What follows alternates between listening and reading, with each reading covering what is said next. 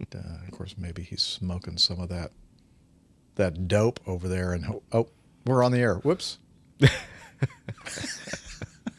Well, I mean, it's legal out here, so you just walk around, you get your fill. Trust me. It's kind of like Amsterdam, so. No, I didn't call Rick a dope. I said he was smoking dope. No. Oh, actually, I'm sorry. I'm not really saying that. I'm just joking around. And I knew you were playing, having a fun with the words there, Liz. Okay. Oh, you know what I need to do? Let's hit the record button. And now oh, you know what? I don't have my card in. Oy. Okay, let me hit stop. No. Well, hang on. Yeah, I see it sticking out of the side of my laptop. So hang on. Let me do that. Raj. Hello. Hey, there's Micah. Hey, Micah, what's going on? Been a little while. Let's see here. What else Always is here? something. Always something. It is always something. Now what? Okay. Yeah, I was just saying. I tried to cram in too many things for today. Because of this thing, part 2, and then about a week ago or more, Steve and Ivy and I kind of set up a date to meet for lunch, get That's caught nice. up, and we met over in Cobb County, Northwest, right next to literally right next to the Braves' new ballpark. Well, it's not Oh. new anymore, but still kind of feels new to me. And It's got that it's an new area ballpark around there. smell. Oh yeah, it does. And they call it the Battery for some reason. I'm sure there's a good reason for it. But anyway, went to this place called Superica, or it's SU, like the word super, and then Ica, like America. Okay. Superica. So Superica. Superica, maybe? I don't know. No, I don't know what the word means, actually. I don't think that's a native Spanish word. No, that's not Spanish. Okay. Anyway, it's a Tex-Mex place, and it was yummy food, and we had a nice talk and all that kind of stuff. I made a recording and took a picture so that Liz wouldn't get upset with me, and that's the only reason why I took the picture, actually. I know it's important. Anyway, and then I had to get a little doodad for one. You know me, I enjoy gadgets and trying new things with the recording setups and everything else. And so I needed to get this little HDMI adapter thing, lightning to HDMI. Ah. And that's why I was over at the Apple store. And, I had to go exactly between 2:45 and 3 o'clock. Oh, really? So, yeah, they have like these 15-minute increments. And, Okay. So got there between that time, amazingly, and then got my little Apple bag with my little adapter in it, and then ran out to the car, drove home, and made it home just in time. So it's been a little hectic today. Very nice. Still editing part 1, but almost finished with that, so that's good. So hello, everyone in the chat room, the live audience. Glad to see so many of you back here with us. Let me get on to the comments thing there. And as you said, Micah's there. I haul boxes. Does I haul boxes work for the same outfit you do? No, I don't believe Or so. do you know? I think he does some flying for DHL, but I think he's on the other side of the pond. I'm not certain on that. Okay. Yeah.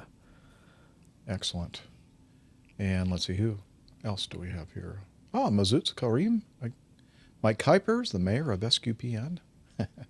Oh. Yeah. There you Tony go. who? Knows her. Tony Smith. He's making that name up, I think. Yeah, Tony Smith, right. Yeah. Yeah. John McElry. All right, good crowd. Yeah, so what we're going to do here, For those of you, I think everybody in the chat room now was here for part 1, but Rick couldn't make it because of Wi-Fi issues at his hotel. Technical issues, Did it ever come back on? The afternoon after I left, it came back, so the entire time they were without it. So they're doing this. about Yeah, they were doing. construction. They're doing construction. So across the street and a little ways down the street. So they're doing a little dig in there, and they cut right through the lines. So. Ah, brilliant. Brilliant. All right. Well, anyway, so we were fortunately able to kind of do a workaround here, and we may have to do the same thing for next week's show. We've set it up temporarily for Wednesday at 1400 Eastern Daylight. So that'd be what? It's plus, was it +4 or +5 now? +4. So 18Z. Yeah. And Is it +4? Yeah, I think so. is it plus? I think so. I don't know. I can't keep track. Last year it was like +3. They keep changing it. Yeah. They keep it interesting that way. Yeah, just kidding. Anyway, so we did that for Nick because he's got to leave, I think, for his holiday on Friday. Is that right, Liz? Something like that. Oh, hit the record. And then, so in order to get accommodate Nick and his presence on the show, we're going to do it then. And then I definitely know that Steph can't make it because she's still at work. That's in the middle of the afternoon for her on Wednesday. And I don't know about Rick. We'll see what his schedule's like next week. Let me see here. Wednesday at 14. Let me see here. It's next day. Oh, Yeah, could. and so you would be in California probably? I would be in. Probably Phoenix. Okay, so it's still 3 hours difference, though, right? Yeah, it's 'Cause still 3 hours. you guys don't play the daylight saving thing. No, we just pick a time and stick with it. That's a good thing to do, I think. And that's the way to do it. Looks like got a picture of Steph in the airplane. How do we dumping jumpers here? I think that's worth sharing. So I'm going to open this in preview, and then I'm going to share that with y'all. So, yeah. What, on the last show? Oh, today? Oh, okay. Yeah, I mentioned to Nick and Steph if they wanted to join us, they could definitely do that. But Nick is all worn out from bowling, playing with his balls or something. I don't know exactly. Didn't really. It was kind of weird. It didn't require too much as to. Yeah, I wouldn't have. I wouldn't have either. There's Steph. And what did she? She says. No, she didn't say anything. She just sent a picture of herself. That's all. That's all she needs to do. Just send us a picture, and a picture says 1,000 where words did she here. say that? Oh, that's what I'm supposed to read through that? Oh, I see. It's a couple of things up. Have a good show, y'all. We're still dumping jumpers here. Okay, excellent. Wow, I love the. She even wears glasses that are coordinated with her outfit. No. Nice. And the top of her attitude indicator. I like that too. Yeah. How'd she do that? She sent us a movie of her coming in to land, and looked like she was sitting on the right side of the cockpit, so that must be the way the thing was recording or something, like backwards or whatever. Huh. Or maybe she was sitting on the right side during that little movie that she sent in and shows us landing. And then I said, hey, that was really nice, except that you missed the runway. She landed in the grass. But apparently that's what they do there. Huh. Kind of strange. Yeah. Interesting. Yeah. I mean, it's a perfectly try good that. runway. I'll try that when I get back. To Riverside. I would See how wait that until goes. your retirement flight. There you go. Yeah, true. That's smart. You're Yeah. a smart man. Well, I try. I try. Just ask my wife. I'm trying. Okay. Let's see here. Let me. So basically, I just walked in the door here, got the camera going, and so let me make sure I have everything set up for the show. It's going to be a really good show today.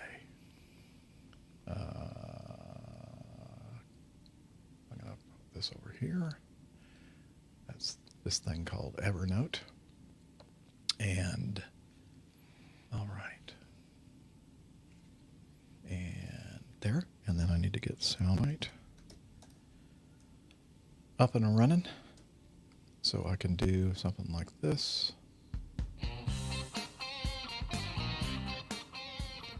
But I do also need to do this.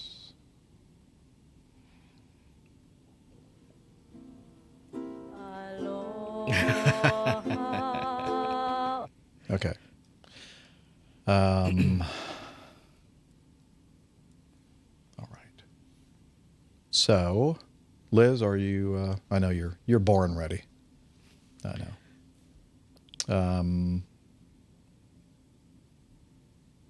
Oh yeah. I'll introduce him first, and then I'll do the getting to know us theme. Okay. Very good. Very good. I do, yeah, an hour at the most. And let's see, you're ready. I'm not. Here we go. All right. And the magic of podcasting. Look who just joined us. He is a world traveler, airplane mechanic, Breitling cognoscenti, fitness hound, and international air freight captain. It's Miami Rick. Almost called me Nick. I've been called worse. almost No, did. I'm just kidding. Miami Nick. Wait a minute. That's not right. Hey, everybody. It's been a little while. Happy to be back. Happy to see everybody. Sitting in precisely. So, Yes. wow. Do you have like one of these little ukulele players? And I do. Hawaiian I do. singers that just travel? It's sitting right over there. And what you can't see is I'm actually wearing a hula skirt. Oh, thank goodness. We So- can't see that. Just like the kilt. I see. It's Exactly, I see the just theme like there. the kilt. Yeah. Exactly right. Exactly right. So, no, yeah, just sitting out here. Got here yesterday afternoon once again, which is basically all I've been doing for the last month or so. Just out and backs between California and Hawaii, and I'm not complaining. Oh, yeah. No, that's good nice. stuff. Yeah. That's good. Good duty. To It is. It to is. have. It is. Hour wise, it's it's about what, about 6 hours block west bound and about 5-ish eastbound. So Huh. every out and back you're putting in about 11 to 12 hours. So it's a good chunk of hours there. Yeah, good way to amass time. Yeah. Yeah. And well, yeah. So that's great. I'm glad you're enjoying your new gig out there, being based in Ontario, California, Riverside, whatever. Now, those are two different places, right? Do you fly out of both airports? Right. So two different places, correct? Both Ontario and it's not Riverside Airport proper. It's March Air Force March Base Air or Force Air Reserve Base. I know you're very familiar with that. Yeah. With that Been there a couple particular of times. field. Yeah. And that place is really cool actually because so we occupy the very south, I guess southeast, the most southeast part of the airport, like we're at the very bottom there, and it's a little civilian ramp, and you see a lot of obviously heavy military aircraft, KC-135s, C-5s, C-17s, and we also see DC-10s and 707s that belong to this company called Omega, and they are I guess a contractor for the military, and they provide They do air tankers as refueling. well. Yeah, Yeah, they do yeah. tankers. Yeah, so I remember every time you say Omega, I remember Farnborough, it was either 2016 or 2018, one of those. There was an Omega DC-10, I think, tanker over there, Yeah. part of the show. Yeah. So I don't know how many they have, but it must have been the one you saw because it's always sitting there, and it's I think it's a DC-10. It's a 40. It's a dash 40 because it's got it's got the Pratt and Whitney engines, and you can tell it's Pratt and Whitney because the engine number 2, it's got a larger intake compared to the Dash 30, which has a CF6s. It's just a straight through. Oh. But don't ask me how I know that. But Okay, yeah, it's a DC-10-40. Okay. Well, I'll take your word for it. I wouldn't know just by looking at it. And I'm not a Wikipedia of aviation information, as you are, of course. Yeah, we've missed that. Anyway, I'm not going to do that. Okay, hang on. Just in case this actually starts playing. I don't mean for this to happen. I'll edit this out. Yeah, okay. So I'm going to hit remove, so it'll be all ready to play when we need it. Oh, and Liz, sorry, I forgot to play the getting to know us thing. We already started to get to know Rick, so we'll just, there we go. It was up for 2 seconds. Anyway, so yeah, well, that's interesting. Anything else going on in? Well, it's so besides the flying, we took a little time off, and Kaya and I went over to her parents' place up in the Central Coast. They live in the San Luis Obispo area down there on the coast. It's a really, really pretty place right up there in wine country.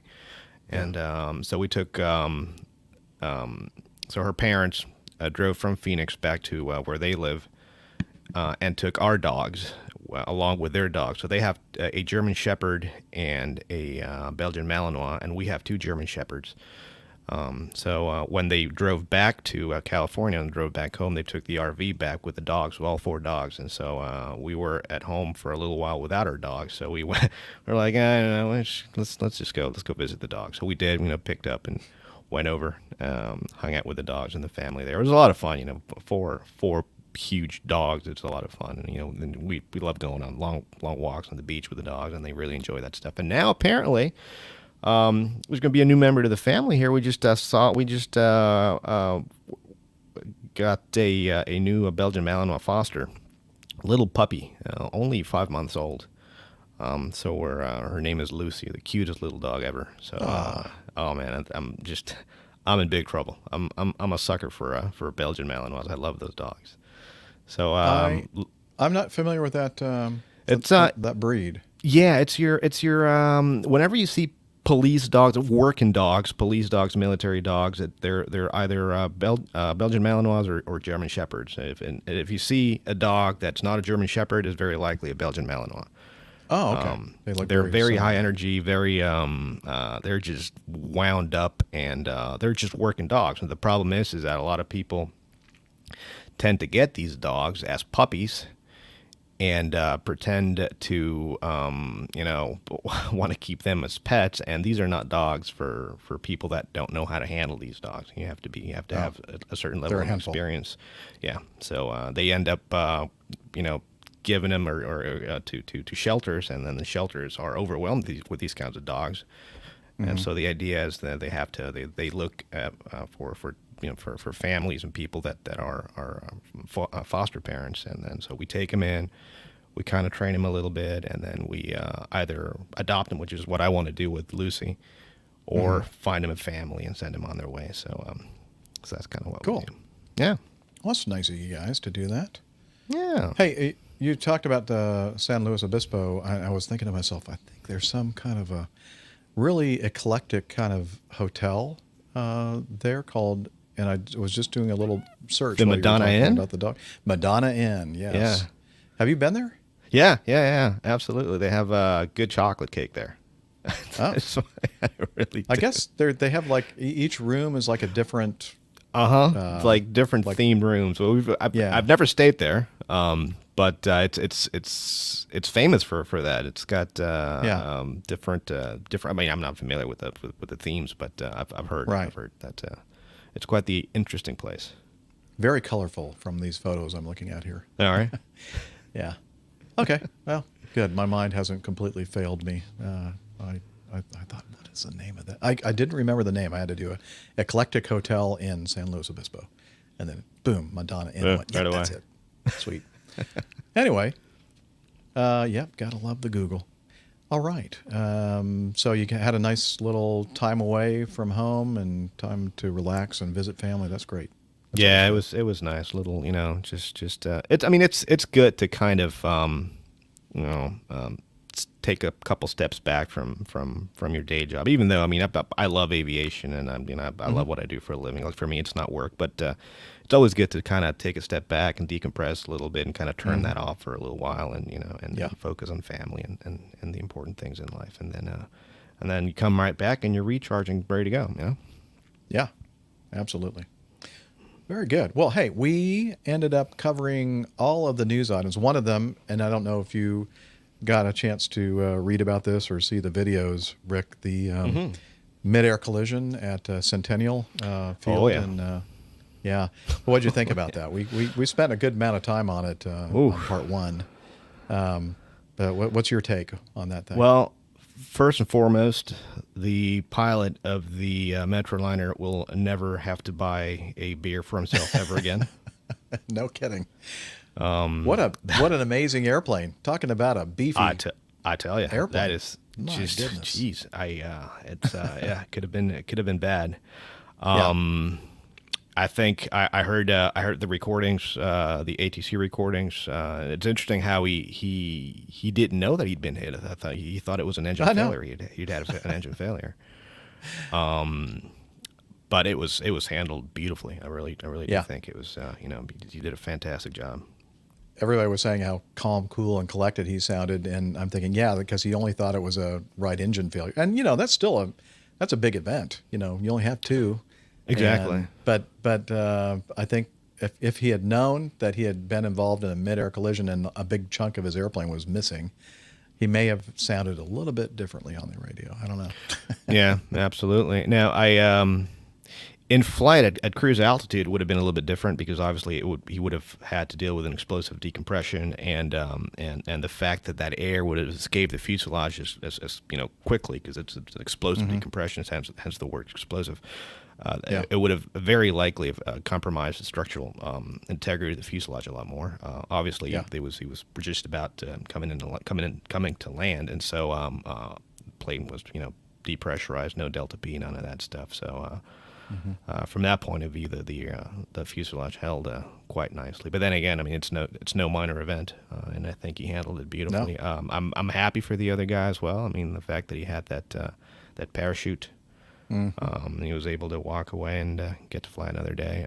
It's going to be interesting to see what happens from it's because I'm sure there's going to be an investigation and there's liability and insurance and all that stuff. It's going to be interesting to see how the whole thing shakes out. But I tell you, I mean, every time I have nothing against GA or anything like, because we all started in GA.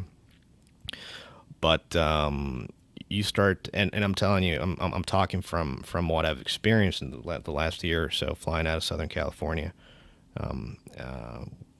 where you have a high concentration of GA, aircraft around the airports where you fly in and out of all. I mean, I had an RA event, a resolution advisory event, a month or so ago, taken off out of I think it was Riverside, and basically. You have a device on aircraft. It's called a transponder, right? So they're constantly talking to each other, and so each airplane is in a bubble of certain dimensions, right? And when those bubbles kind of touch, the transponder of one airplane talks to the transponder of the other airplane, and they figure out how to resolve that conflict, telling one airplane to either climb or descend, and then the other airplane to do the same. Right, so it only works vertically. There's no lateral escape maneuvers. Can you, if you're looking out the window, can you see the bubble? Sorry. The humidity's got to be just right. Okay. And so what you're supposed to do is you're just supposed to, obviously try to look out the window and see if you can find the guy. But the way to fly this particular maneuver is you disconnect autopilot, disconnect auto throttle, and just basically follow the commands from the resolution advisory. So you're going to have there's different iterations of the system, but the idea basically is to fly away from the red and into the green. So that should keep you. It will keep you away and safe from the other traffic until the conflict is resolved, and then you're able to go back to your cleared altitude or whatever it is. But then again, it's what I'm talking about. The high level of traffic in Southern California is something that it's a little it's worrying sometimes, because I'm like, well, whenever I go flying in the morning, I'm like, oh, it's sunny and it's a Sunday. Yeah, I have to have my head on a swivel out there. But it's like it's worse on the weekends. But even during the week, it's pretty crazy with GA traffic out there. Oh, absolutely. As opposed to most of the places that I fly here in the eastern U.S., unless we're talking about Florida, there are some places that the traffic's always crazy. Nothing quite like Southern California, but most of the time, most of the places we fly, the only time you really have to have your head on the swivel for GA traffic is on the weekend. And it's interesting. Precisely. And it's interesting down here in Southern California because, and one of the things that kind of works against you is the fact that a lot of these places in Southern California are surrounded by high terrain. So your departure procedures have certain altitudes that you have to meet and certain climb gradients that you have to comply with, which means that the airplane has to have a certain climb rate to make that restriction. Problem is that if you have another airplane flying over top of you, right? The other airplane's transponder only interprets, it can only read or I guess detect your climb rate, and it thinks that at that climb rate you're gonna create a conflict between the two.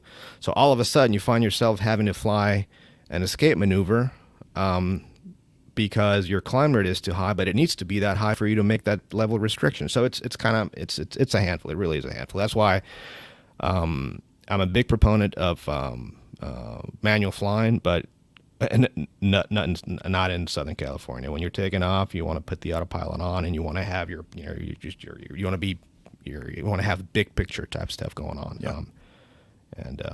That's kind of how we. That's a good mitigation technique to trap errors. How did I do with all the terms? I like it. All the buzzwords. Okay, excellent. Did you know, by the way, that the guy that was following the Cirrus in that particular pattern, Cessna 251, it was his first solo? I saw that. Yeah, that's amazing. And did you see when they do the solo thing, and then they cut the back of the T-shirt, and then they do the drawing and all that. He drew the midair on it. Traffic to follow, and then that's the airplane with the parachute. That's funny. Anyway, he'll never. Well, you never. Most of us never forget our first solo. I may have, but he'll definitely not forget his. No, you can't forget that. No, I can't even remember what my name is. So anyway. Let's see. So, excellent. Well, so glad to have you on part 2, Rick, and Miami Rick, not Nick. Okay. I think I have that all sorted out in my brain. And now we'll head over to some feedback. And I don't think we even played this feedback theme in the last show, so we're going to do it right now.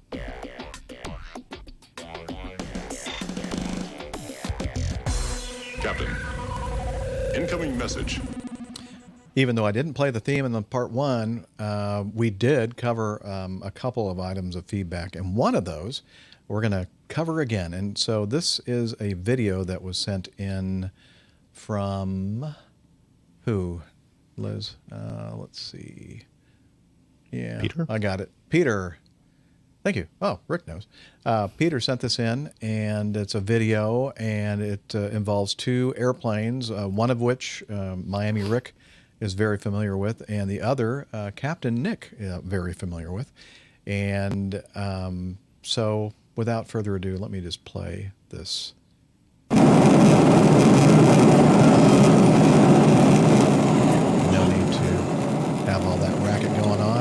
looking at the right wing again of a 747, and we're looking out the window, down a little bit lower, and all of a sudden there's an airplane in Virgin Atlantic livery. Flying backwards, apparently. Flying backwards. And the chemtrail switches on all 4 engines are going strong. Oh, yeah. And so the 747 appears to be passing this thing like it's not even moving, I guess you could say. Yeah, sort of. It's a pretty airplane, I have to say. It is. I like 600, so I like the big engines. yeah. So anyway, so Nick had a few choice words to say about this whole I'm thing. sure he did. I'm sure he So did. what would you say about this? Get out the way. Get out the way, you slowpoke. What are you doing out there? Come on, find a real jet to fly. Yeah, really. Turn your blinker off. That's harsh. That's harsh. Nick is not going to appreciate that one, but it was funny. So thank you for that. He made up a story that he said he had done some research about this and that, and about the 747 and the reason why it was flying so fast, and the reason the A340 was flying so slow was because of some 767 ahead. I'm thinking, wait a minute. Mm-hmm. As soon as he said the 767 traffic ahead and they had to slow down, I'm thinking, okay, I don't think that any of that is true. I think you're making that up. He admitted that he was making it all up. He knew nothing about that. So anyway, just thought it. No, I think it that looked Peter, like. I'm sorry. Go ahead. No, I think that Peter just thought that it would be kind of fun to discuss this video with both of you on, and unfortunately, we can never get both of you on at the same time anymore. So there you go. Go ahead. Well, but I was going to say it's so that looks obviously like it's an Atlantic crossing, and it's I mean you can't really run much of a race once you are in the North Atlantic track system, because you have been cleared to do the crossing at a specific speed. There is, however, a little bit of a race to get to the coast out point, because if you get there first, or if you're able to get there first, you have choice of flight levels.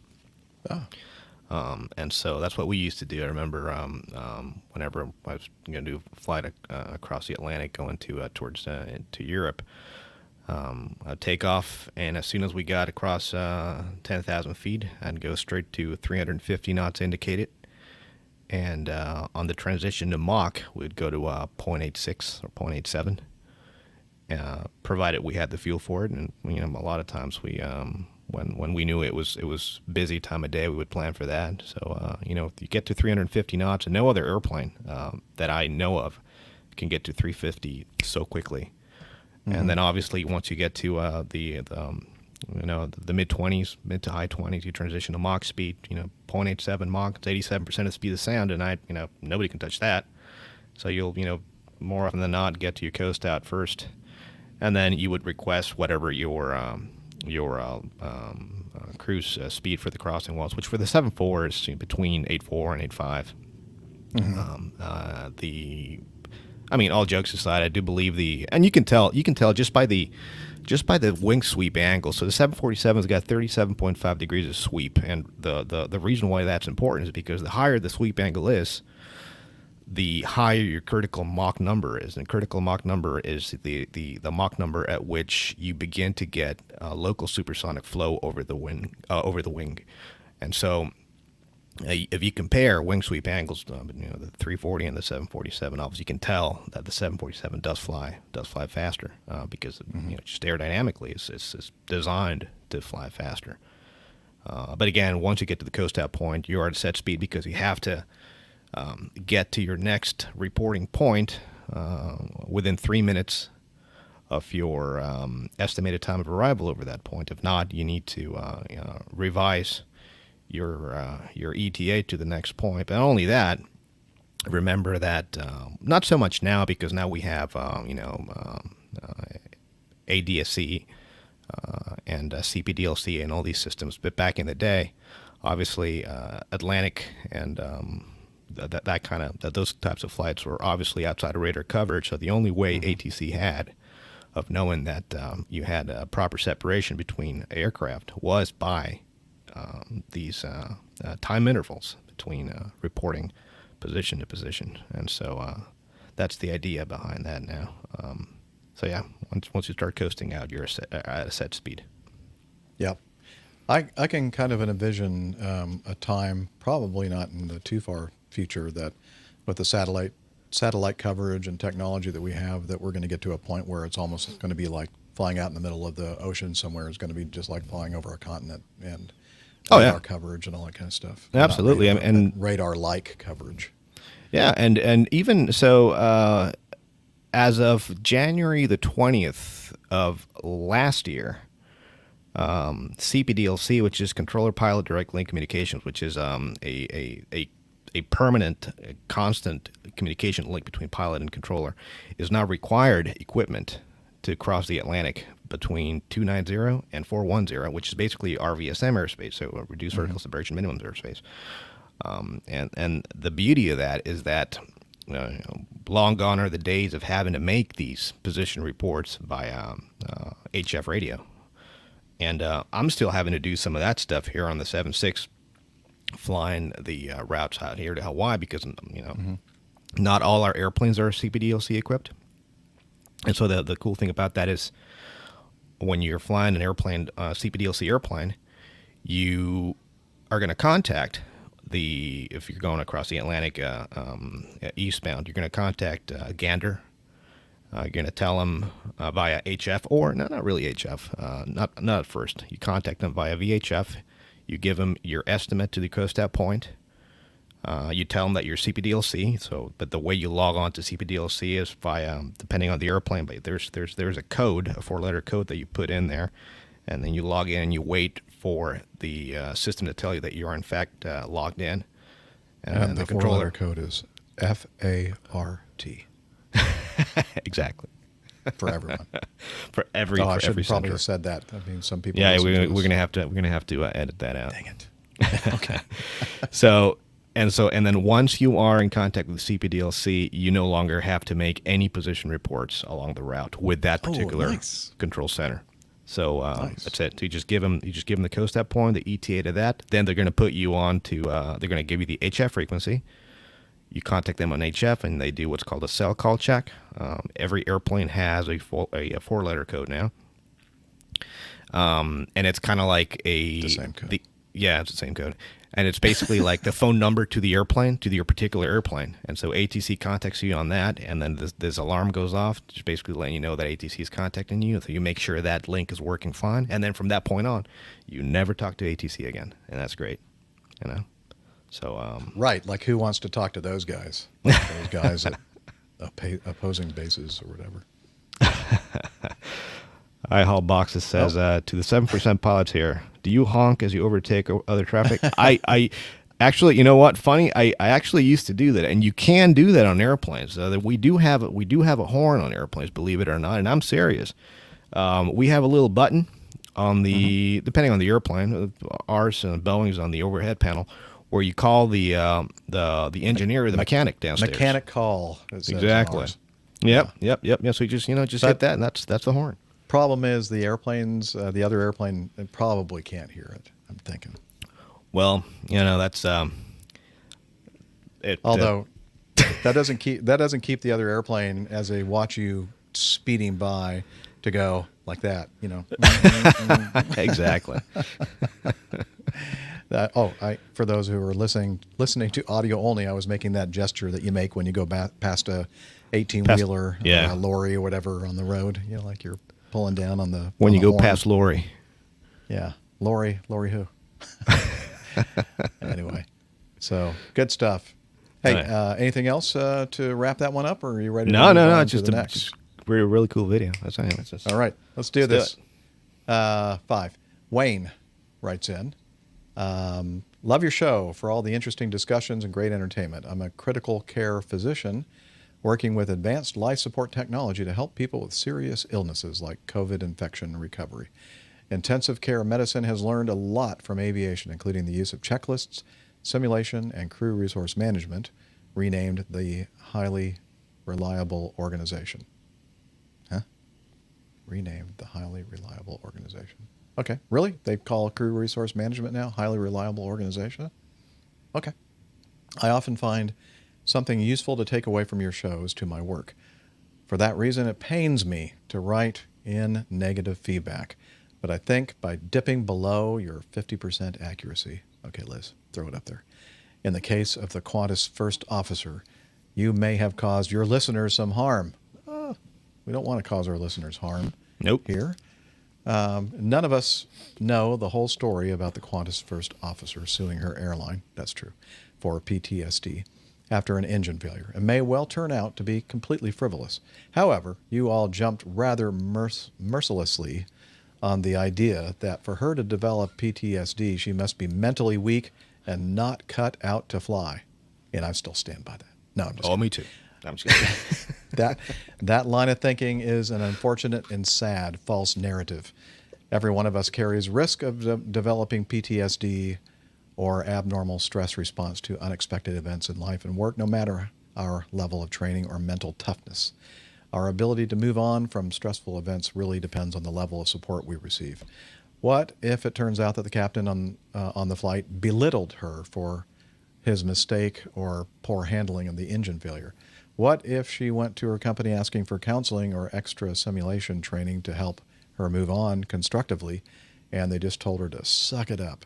What if the airline did send the pilots up in the plane knowing there was some shoddy maintenance on the engine? I really highly doubt that.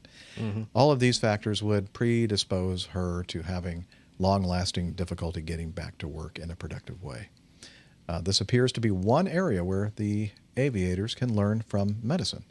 We have made great strides in moving past these antiquated notions of mental toughness and accepting that we all need help and support from time to time to remain productive in stressful working environments. I feel very fortunate that my hospital system has a confidential, voluntary, peer-to-peer counseling program to help us sort through feelings after stressful events. I would hate for one of your listeners struggling with these issues to feel like they are weak when in reality they're just human. I'll get off my soapbox, he says, and carry on with the great show. Wayne. Well, Wayne, thank you very much for your feedback regarding that. Now, I'm not sure, and I do remember when we first talked about this on episode 465, we did get some really good feedback, audio. Was it audio feedback? I think it was. Liz? Was? Yeah. From Tea Kettle 15 on show number 467. He was telling us about the CIRP, the CIRP program, Critical Incident Response Programs, sometimes called other things at other airlines.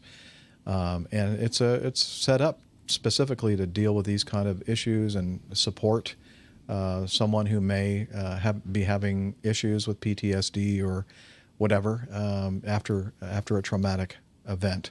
And so we took that in stride and thought, yeah, well, maybe we didn't. Maybe we just kind of jumped to conclusion and we're a little harsh with our original assessment of the Qantas first officer. But anyway, so we just to kind of, maybe you haven't made it to that episode yet. I know it takes quite an investment in time to listen to an entire show, but we did talk about that, and we were very thankful for Tea Kettle 15 to take the time to do that. So, and we appreciate the fact that you took the time to write this very well-crafted piece of feedback. So, yeah, now we've added a little bit more, I guess, to our understanding of this event.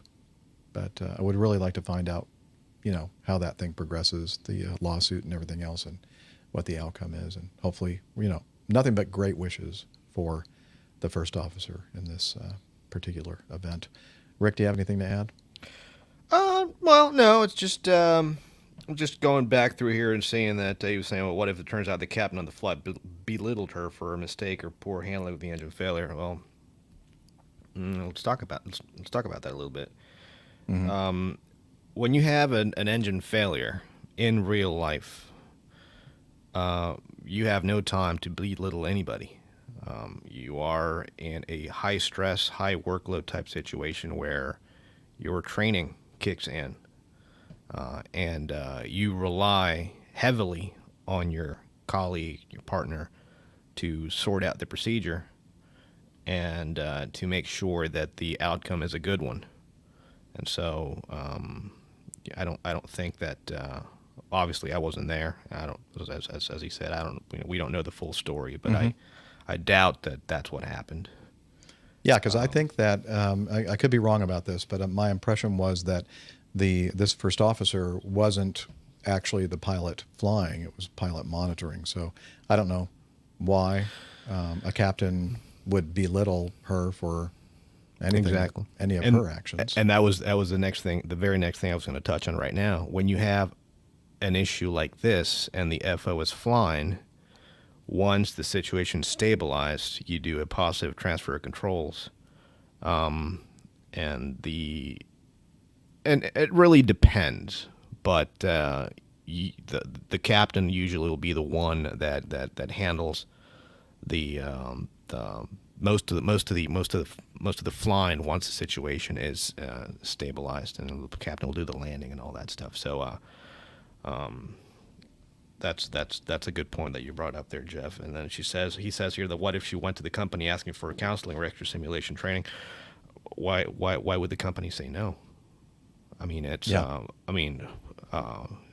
the company wants to make sure that the pilot is comfortable, feels comfortable, as particularly in this type of situation. And then again, depending on the airline, you go through recurrent training every either 6 months or 9 months or every year, and so there's never a lack of training. Right. So I don't think that may be an issue here. I think that for most of us, it kind of smacked us, Wayne, of someone who heard of this recent United Airlines flight leaving out of Denver, the flight from hell, and, people thinking that they were going to die and everything else because the engine kind of exploded, or the fan section exploded and the cowling came off. The right engine did not come off, by the way. It was still there. But I don't know. It just seemed like the timing of it was a little odd, because this had happened several years back, and I don't know. To me, it kind of almost smacked like somebody, maybe I should look into talking to a lawyer to see if I have any kind of case here, and I might be able to get some money out of it or whatever. Of course, again, that's a very, very skeptical kind of attitude to have, but that was just my initial impression. And I felt the same way. Carried over. Yeah. So, we wish that first officer all the best, and I'm glad that people are making all of us aware of these programs that exist to have people help you through traumatic situations. Absolutely. So, thank you, Wayne. Oh, by the way, he said he's unsubscribing and he's never going to utter the word airline pilot guy ever again in his life. No, he didn't say that at all. He said he is still enjoying the show. So thank you. Excellent. Yeah. Gray skies, zero viz, and wind shear. And wind shear. Oh, yeah. Good. I'm working a segue for you here. Well, good segue. Thank you, Rick. You're right on it. And speaking of a traumatic situation, wow.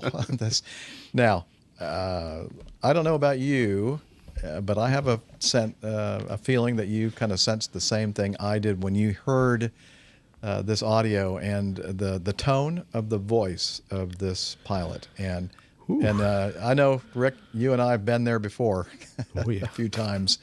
And it just makes the hair on the back of my neck just like stand straight up, and I get goosebumps just listening to it. Not good goosebumps, bad goosebumps.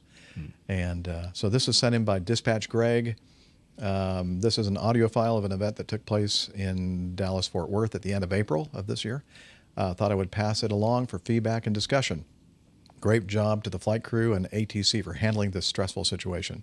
Have any of you ever been in this type of situation? Yes. Whereas you were on the approach and had moderate to extreme precipitation falling and wind shear.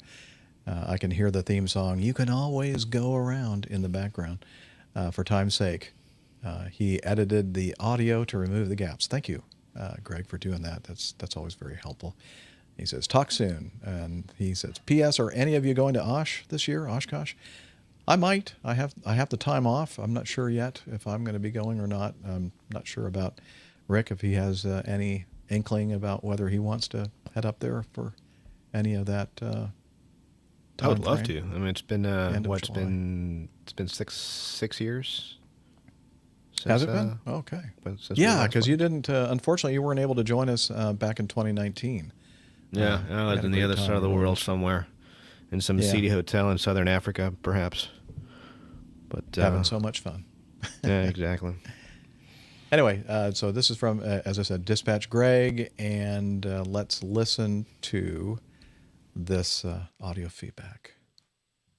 It'll put you to sleep. Tower UPS 754 Heavy, we're in the ILS to 36 left. UPS 754 Heavy, continue for runway 36 left. Continue, UPS 754 Heavy. UPS 754 Heavy, runway 36 left, clear to land, wind 2707. Just use caution. The approach sites for 36 left are not operational. Okay, copy that. We're clear to land on 36 left, UPS 754 Heavy. And UPS 754 Heavy, wind check 2708. You can roll all the way down to taxiway Zulu if you like. Alright, no, copy that, thanks. Attention aircraft, low level wind shear alert, runway 31 left departure and wind shear alert 15 knot lost at the runway, wind 24013, airfield wind 27010. UPS going around. UPS 754 Heavy, roger, turn left heading 340, climb maintain 3000, stay with me when able. 340 at 3000, UPS 754 Heavy. Flying straight out wind shear. UPS 754 Heavy, I'm sorry, say that again, sir. Flying straight ahead, wind shear. UPS 754 Heavy, no problem, just let me know when you're out of it. You continue and you do what you need to do. We need higher. We need higher. UPS 754 Heavy, can you go ahead and do that turn, or if you can't, just let me know. Negative. Roger that, let me know when you're out of it. We need a left turn now. Turn left now, UPS 754 Heavy. What heading do you need? 180. 180. Left turn heading 180, is that correct? Affirmative. Roger. We need higher. We're climbing. We need higher. How high do you need to go? 8,000. 8,000, show it. UPS 754 Heavy, you can just stay with me. 180 in the heading, 8,000 in the altitude. Let me know when you're out of it.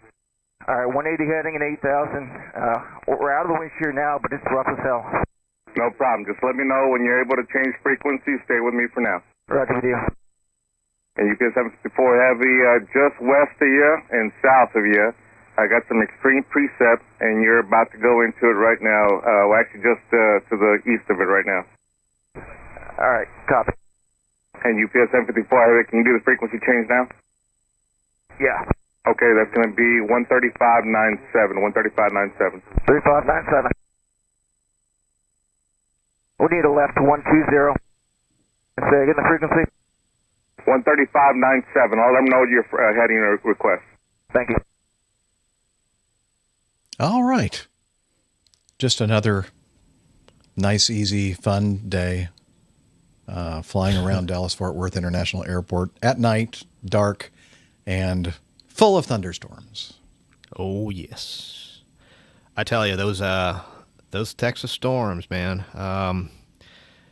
The interesting thing about the weather there is that sometimes you will get a wall, a solid wall from northwest to southeast, and there's just no way to get around it, and a lot of times you'll particularly during the daytime they grow very, very fast because of the heat, and so it's very easy to find yourself with the walls literally closing in around you and out of options. And so you just got to hope that you're picking the softest spot of this severe weather.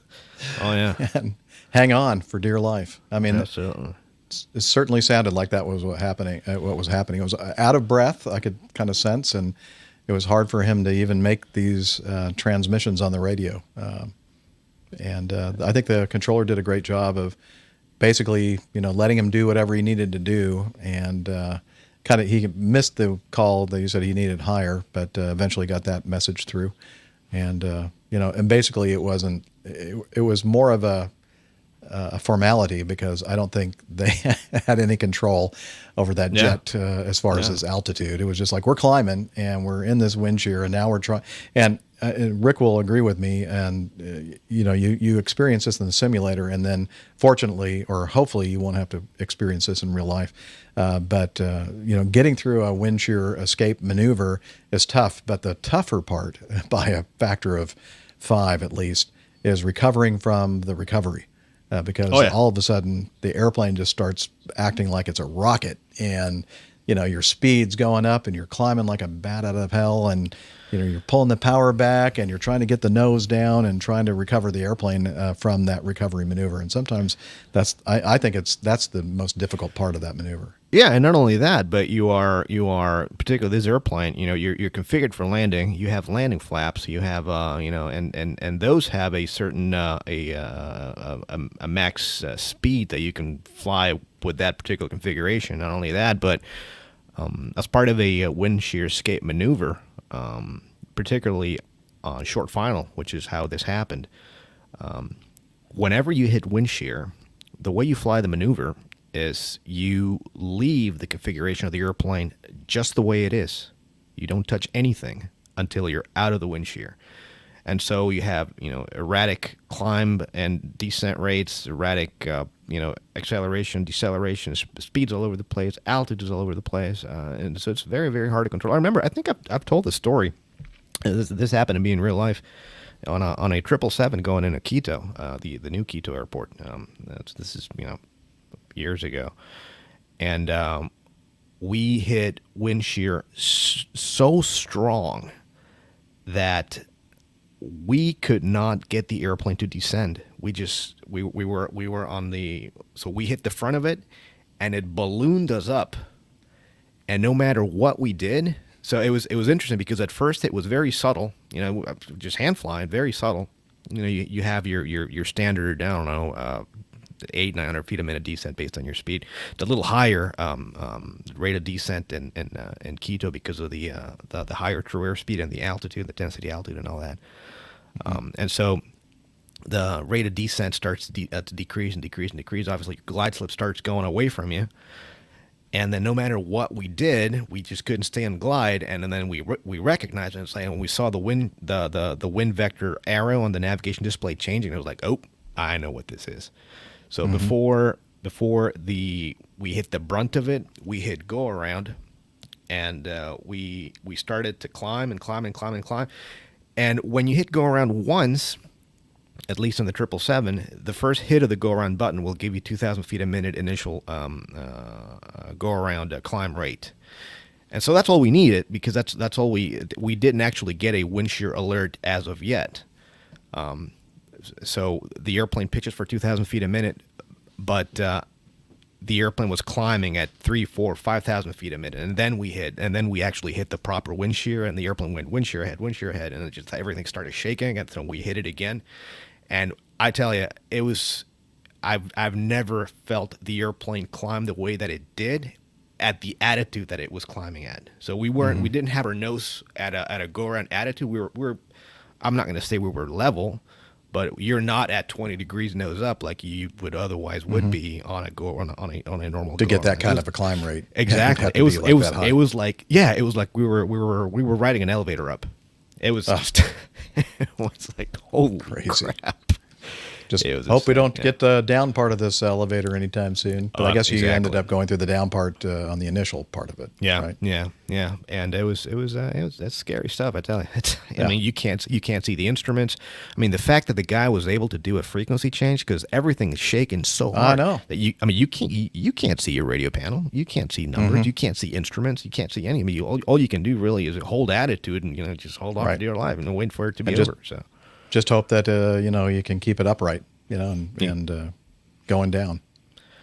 And that tells you how tough these things are built. Because man, oh man, these things are built tough.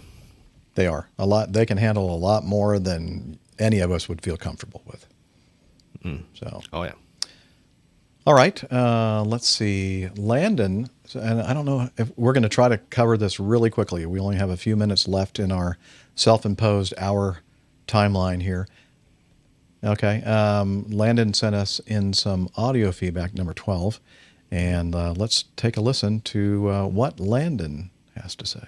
Hey, APGers. Hey. Landon from the left coast. Once again.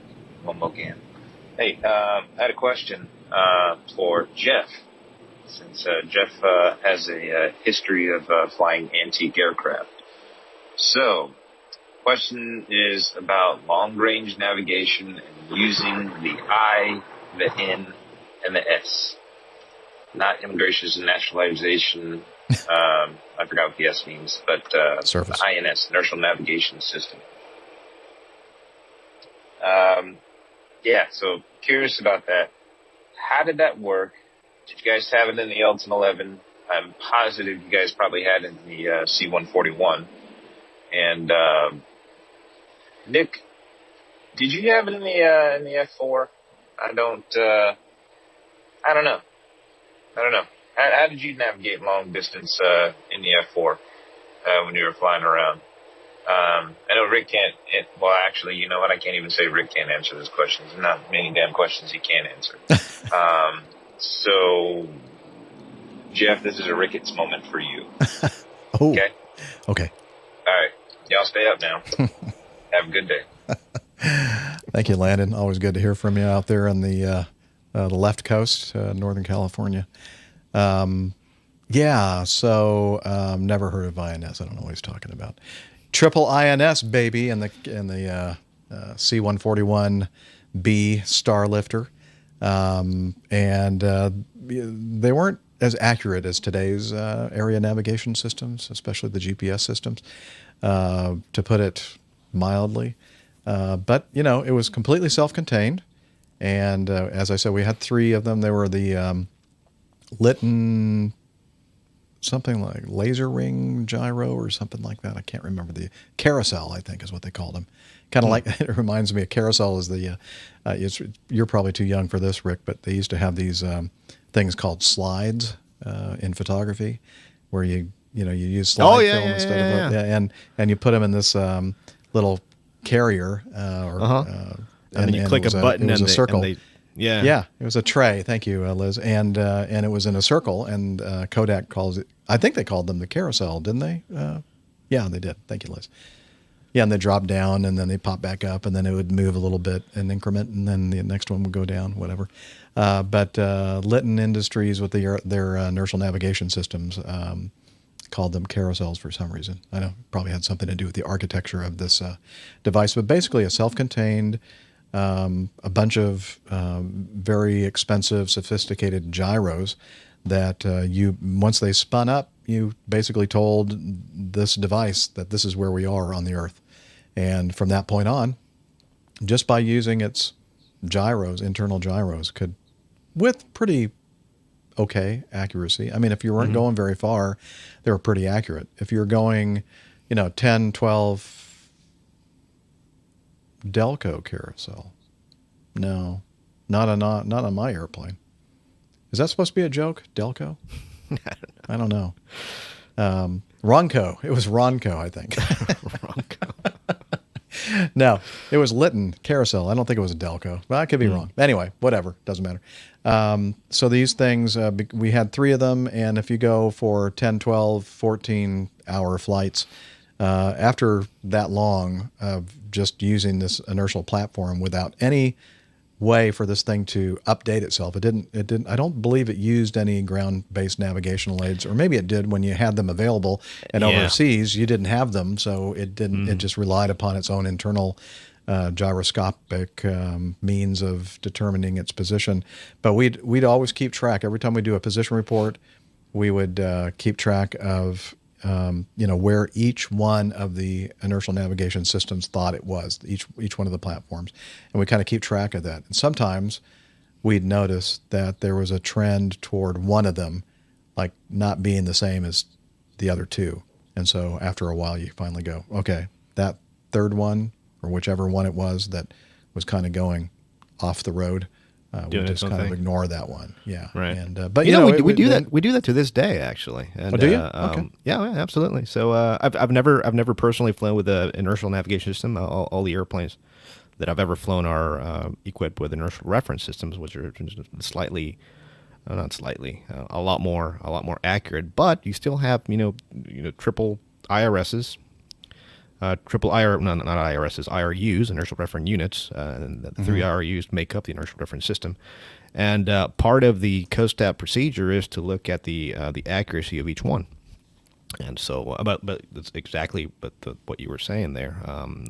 They're very, very accurate as long as they're able to fix their position based on either two DMEs, a radial and a DME, or two radials, or a localizer and a DME. So anything that'll fix that position in space will kind of reset it and keep it from drifting. And interestingly enough, airplanes that are not GPAs equipped are not able to update the position of the IRSs, and which is why once you coast out and you are 250 miles away from land, is usually when you lose VHF coverage from VORs and this sort.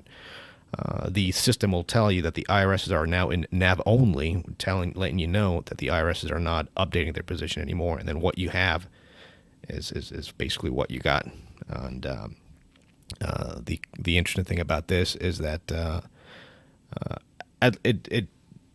I'm talking 10, 15 years ago when I was flying 767s in South America. We had a procedure where you were not allowed to intercept a final approach procedure off of lateral navigation or LNAV, just basically by following that magenta line, because you would get after a long period of the IRSs not being updated, you would get what's called a map shift, which means that the line that you're supposed to follow is not where it should be because it's drifted over time because of that inaccuracy.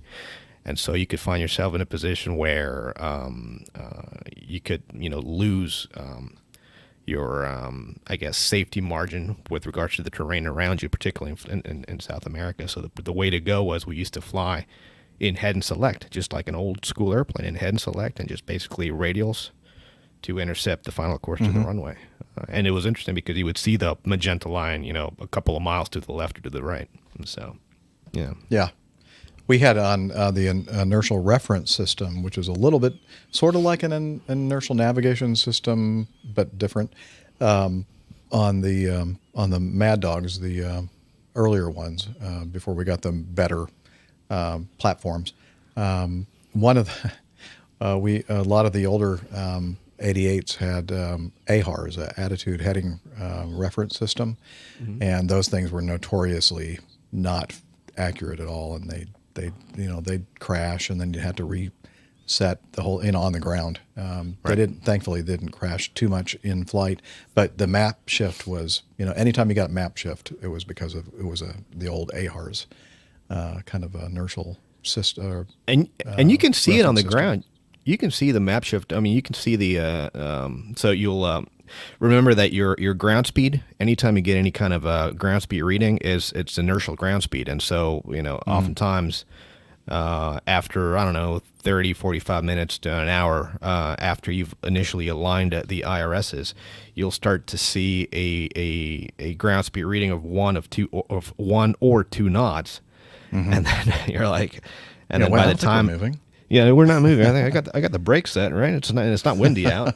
So and you'll start to see the position of the runway change in relationship to the airplane symbol. And so to get rid of that, there was two ways of doing that. The first one is by doing what's called a quick align, which basically you put the three selectors on the align detent, and then you re-enter the position of where you are.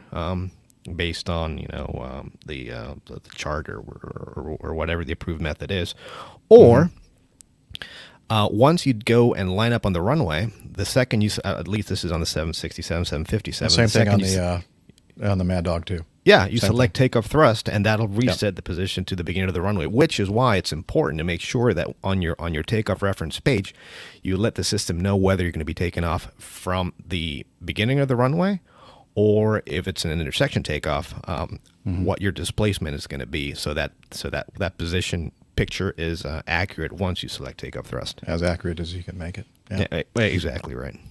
I was looking up while you were talking, Rick, about the Litton LN-3 inertial navigation system, the carousel, and I did a quick find command in this article, and there's only one spot where Delco came up, and it regarded a missile, a UGM-27 Polaris missile. Let's see, was equipped with an MIT-developed inertial system, which later evolved to the Delco-produced IMU of the Apollo PGNCS. That's right. I knew that. PGNCS, what's that? PGNCS. What's that? that? PGMCS? The Apollo Primary Guidance, Navigation, and Control System. Why didn't I think of that? I know. Anyway. It should have been the tip of the tongue. So, yeah, I hope that answers our listener's question. Who was it that asked again? Landon. How could I forget? And we can't answer the F4 question. I don't know if they had INSs or not, but I do believe they had. And the reason why I do believe they have them is because I remember reading about inertial platforms tumbling on airplanes that are catapulted off aircraft carrier decks. So that tended to be an issue there. Well, now that I'm thinking about it, I'm thinking that the LN-12A/B series are an evolution of the LN-3 and are used on F4C, the F4D, F4E, and RF4C there you go. aircraft. So yes. So you did know that. Yeah, I do. I don't know why I didn't. It was it was on the tip of my tongue, and I just it was one of those things where, oh yeah, now I remember. Anyway. What? No, I'm not. I'm nowhere near deserving of crickets. No, I'm more this guy, Liz. That's me. Squirrel. Anyway, that's going to, that's where I feel like my life right there, just running around one of those hamster wheels. Okay.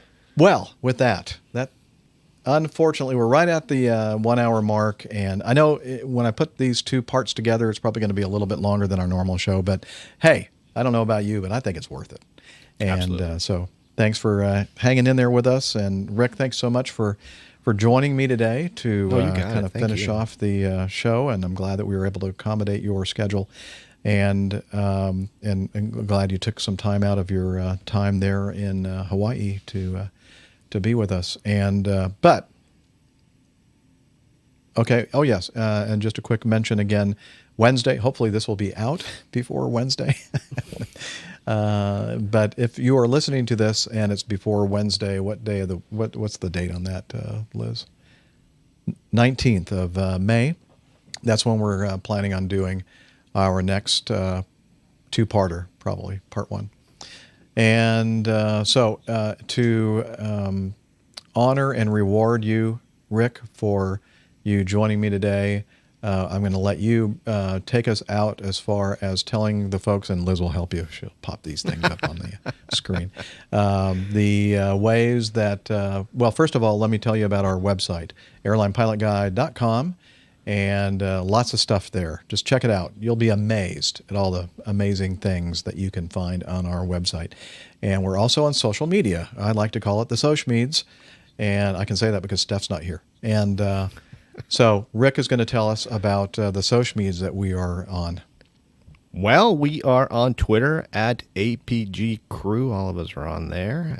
Facebook page is Airline Pilot Guy. And I do believe that we have an Instagram that Steph posts on, and I should post on as well. APG Crew. You should. If you want to take, I know I should. If you want, and I don't either. I got lots of cool content. Yeah, absolutely. I should put some of that on the Instagrams. Absolutely, we would appreciate it.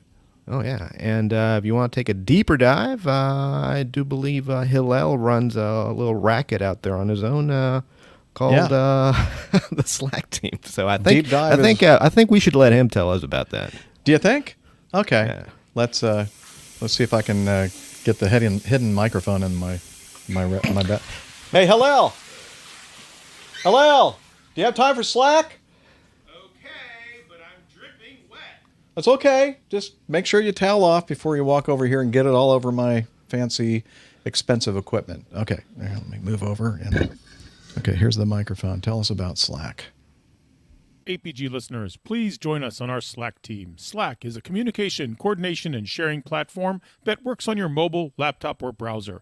On Slack, we share news and ideas, we suggest episode and plain tales topics, we plan events and meetups. To get into the Slack team, please email me at slack@airlinepilotguy.com. That's SLACK, Sierra Lima Alpha Charlie Kilo at airlinepilotguy.com, or send me a tweet with your preferred email address to @Hillel, and I'll send you an invitation. That's Hillel, spelled Hotel India 11 Echo 1, and see you in Slack. Thank you very much, sir. I do appreciate that. So now go back and do whatever it was that you were doing over there. Oh, no. Turn. Oh, yeah! Delta P! Okay, thanks. Delta P. Got to get that in there. All right. And also a big round of applause to our producer, director, my assistant in Toronto, Ontario, Canada, Liz Piper. Thank you, Liz. Absolutely. You're the best. Thank you for best. doing all the work that you do. It's very much appreciated by all of us. And I thought I fixed that. Apparently I didn't. Anyway, and with that, wishing you all clear skies, unlimited visibility, and tailwinds. Take care, and God bless. We'll see you next time, everybody. Aloha. Aloha. There we go. Sweet. All right. Awesome. Let me turn off the recording. Boom. That worked out well. We got 4 pieces of feedback, plus a little bit of talk again about the that first news item, and got caught up with what Rick has been doing. That worked out well, I think.